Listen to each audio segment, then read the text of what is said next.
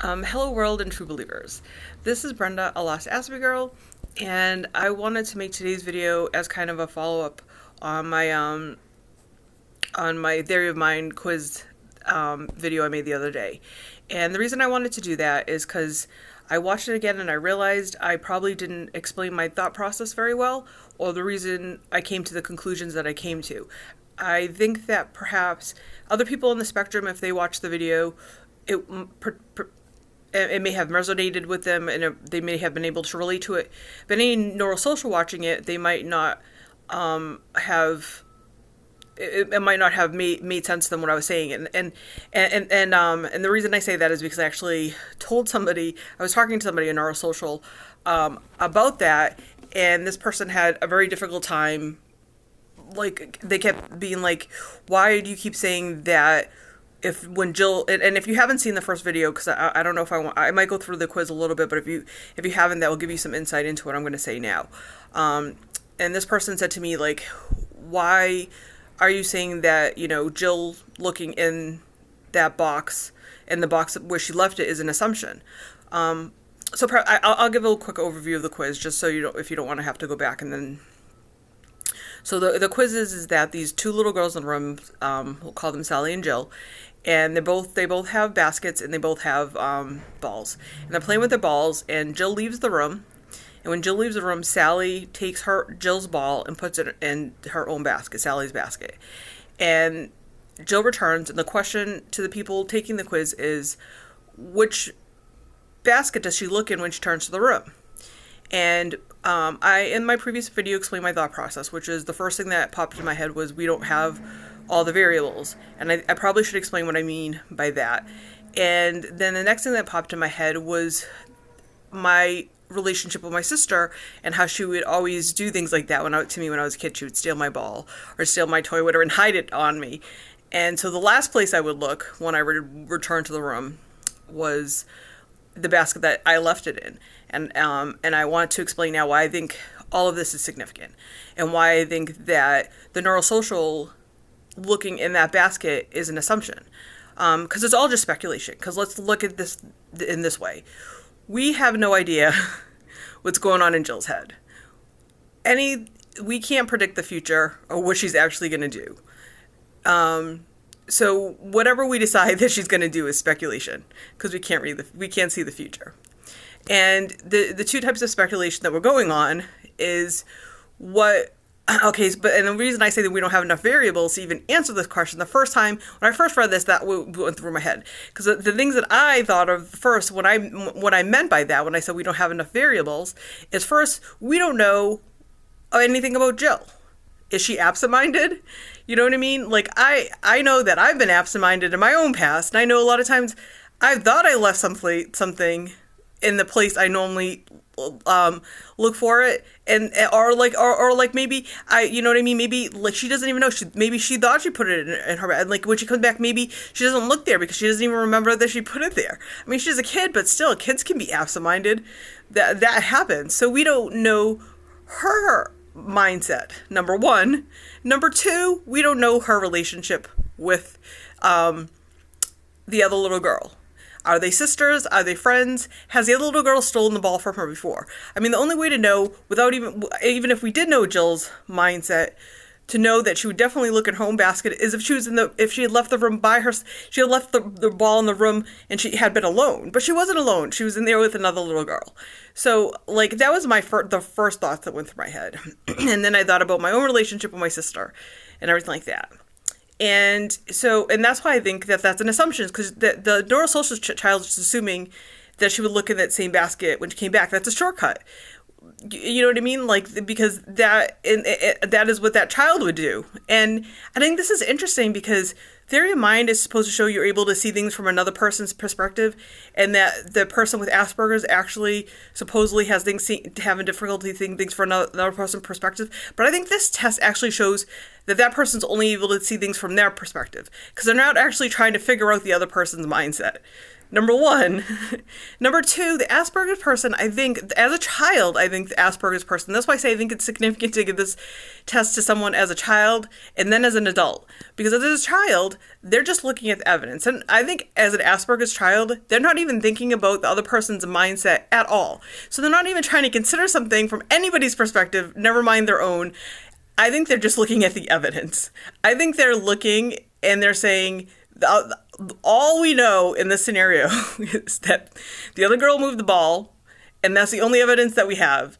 So I'm going to go on that. I don't think they're thinking about, like, anybody's mindset. So I don't think it's that the child has difficulty looking at things from people's perspective. I just don't think that they even understand there is a perspective at all. Like, you know what I mean? It's not a perspective other than their own. I think they're just thinking that because like if they're looking at things from their perspective, because you're saying they're trying to look at it from the other little girl's perspective. But if that was actually true, then they would try to actually wonder what state of mind that little girl's in, what type of relationship that she had with the other little girl. Those kids aren't thinking that. And I don't think adults are thinking that too, because I've asked a bunch of neurosocials this question now, and they all say the same thing without much thought, that you look in the same basket. I've not yet asked any other, and this is part of the reason I'm making this video, and I would like some feedback from you others on the spectrum, because my thought process was to analyze all the data that was available. And part of that data was actually trying to figure out the other person's mindset. And this is why I think that that's an assumption. I think that the neurosocial brain likes to take shortcuts in this way, because I think, and this is why a lot of times people say that people on the spectrum are we either overthink things or we take things literally. Because like sometimes if someone uses indirect speech, and in the past, and I told a story in a previous video how once when I was in my early 20s, I was dating this guy and he had a lot of money, and he at one point he gave me a bunch of money and he goes, "Go buy something nice." And I was like what? And he goes, "Whatever you want." I was like, okay. And I went out and I bought a bunch of books, and I came back and he goes, "What the fuck is this?" And I was like, "You told me to buy whatever I want." He's like, "No, I didn't. I told you to buy clothes." I'm like, "No, you said go buy something nice. And when I asked you what you meant, you said whatever you want." And he's like, "But you knew what I meant." I'm like, "No, I didn't." See, and that's the literal thinking. But then those experiences begin to add up in your mind, and you realize that you're wrong. So the next time something like that happens, you ask more questions, and people get aggravated because you say, "What do you want?" I'm like, "What do you mean by whatever I want?" And they're like, "What? You know what I mean?" They're like, "You're overthinking it." And then you're like, "You're really not overthinking it, because I've gotten in trouble for this before. So please specify what the fuck you mean." Okay? And so I think that, and so that as an adult, our thought process will kind of diverge into a different direction. But the thing is, we'll see that indirect speech can have multiple pathways. We still can't figure out which one of those pathways is. That's why I say mind blindness is kind of like color blindness, and that we might be able to eventually tell that, that this, going, like the difference between red and green, but we won't know which one. We'll just know, we'll be able to differentiate that there's a difference. You know what I mean? But we won't know what that is. And we might call green red and red green, but we'll know that there's a difference in them. And people will think you're overthinking it, and they'll be like, "That's obviously this." Because you guys can see these things that we can't see. And that's where the assumptions are coming in, because you can see all these other things, you make these assumptions very easily. And that's why it seems, from my perspective, it seems like an assumption. To you guys, it seems like you're just doing what is obvious or what is common sense. You know what I mean? And Ian Ford gets into this a lot in A Field Guide to Understanding Earthlings.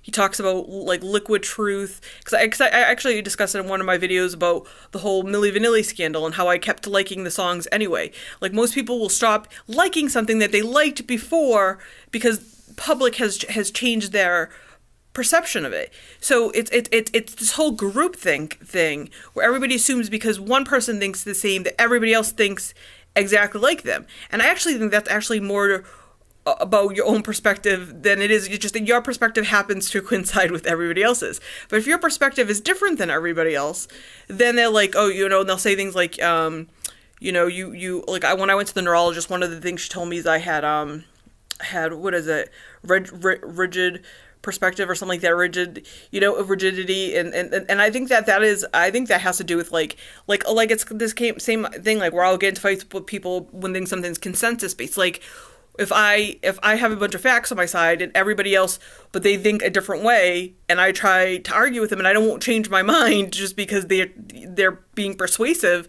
like then my thoughts are rigid. But I don't think that's it. We go things according to what the facts are. We're not going to be persuaded by popular opinion. And I think that goes in with mind blindness, and once again, and that's why I think I was talking about my previous video about lateral thinking. This is why, and I've taken a bunch of lateral thinking quizzes now, and I always score very highly. And I think it's because people that with Asperger's tend to we think we look at just the facts. We're not easily duped by things. We don't expect to see things. We see what's actually there, not what we expect to see. So and I think that people, the neurosocial brain, although they can do all these other things that we're not able to do, they have difficulties with that, and they get tricked by that a lot. And I feel like this theory of mind quiz actually kind of shows that, and the fact that the child, he's not looking, I don't think he's looking at anyone's perspective at all. He's not looking at it that way. He's only looking at the evidence. He's saying, she took the ball, so she must look in that basket when she came back. He's not thinking like, what either the mindset are they thinking about? I don't think that child's thinking that at all.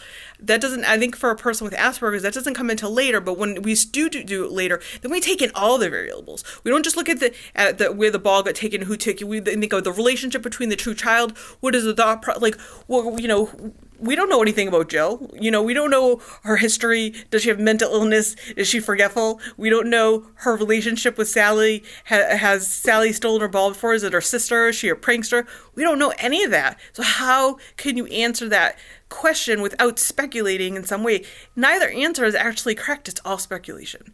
And that's what I was trying to say. So, and I'm not saying, again, I'm not saying that either mindset is better or worse than the other. I actually think that people with Asperger's have been here all along, but we offset the neurosocial brain. We're here as a counterpoint to that thought process. And I think it's necessary, and it's not a defect. It's just because we're different, and the dominant mode of thinking is the neurosocial brain. And that's fine, but I just think that we need to change our thinking, how we perceive people on the spectrum, or the expectations we have for them. Because again, like people see me and they see I'm normal. And at first that works well for me, but then people get to know me and they get very angry with me when I don't live up to certain expectations. Like I said, like with that guy, people think all the time that I'm doing things to annoy them. They think that if I take things literally, they think I'm correcting them. If I get confused and I say, "Oh, did you mean this?" And they're like, "Don't correct me." I'm like, "I'm not. I didn't know what you meant, so I'm just trying to clarify."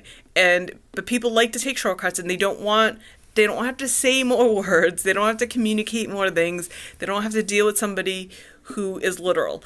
And that's frustrating. And they want to think it's intentional. And I get that, and I've had to find coping ways of dealing with that.